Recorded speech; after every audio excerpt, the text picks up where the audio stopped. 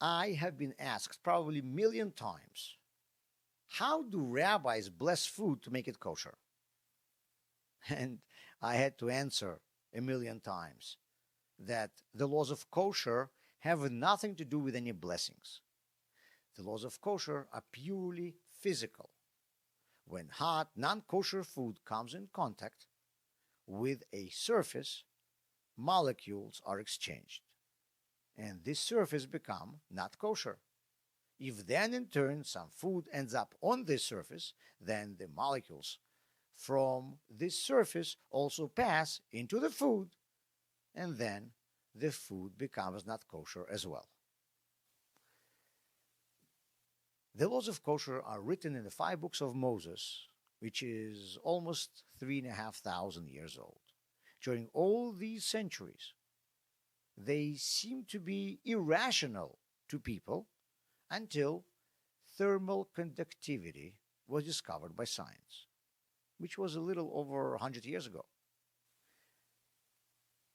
The water cycle in nature is described in the very first chapter of the Torah, but was not discovered by scientists until the 16th century.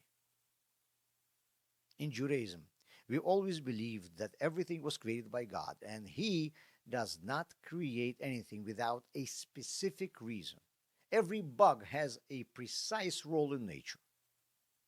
But this statement was viewed by everyone as a religious dogma until less than a century ago. Science discovered our ecosystem where all elements of nature have a specific role. Everything in this world is interconnected. The Torah knew it thousands of years ago. Science just discovered it. Whether you look at the world from the Torah perspective or from the science perspective, this means that we are in constant dialogue with everything around us. But what does this interconnection or dialogue mean? If I sit silently staring at the ceiling next to a person who is also spacing out, we are not having a dialogue. For us to communicate, one of us must speak or demonstrate something, and the other one to perceive it.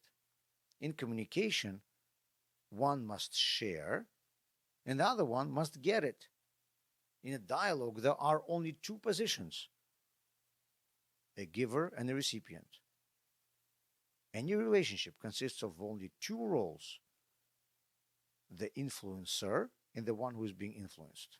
There's no third option. This means that number one, we are always in active contact with everything around us. And number two, in this contact, we perform only one of two functions, to be givers or to be receivers. But when we walk on the street or when we meet people at work, which one of these two roles do we play? The world is far from ideal. How do we protect ourselves from this negativity? How is it possible not to absorb the evil that we sometimes encounter? For the answer, we also must turn to the laws of kosher. We are prohibited from eating blood, and therefore we salt meat to drain the blood from it before we eat it.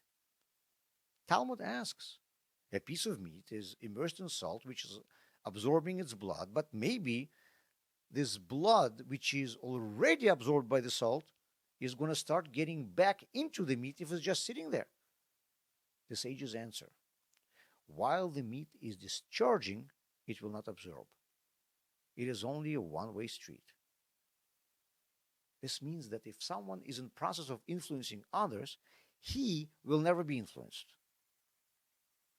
We Jews live in a big world. We must be a part of it. But being a part of this world could mean only one of two things, influencing it or being influenced by it. So how can we ensure we will not be affected by the negative things around us? The Torah commands us to be a light unto the nations. Because if you are not affecting others, they will be affecting you. So continue influencing your surroundings all the time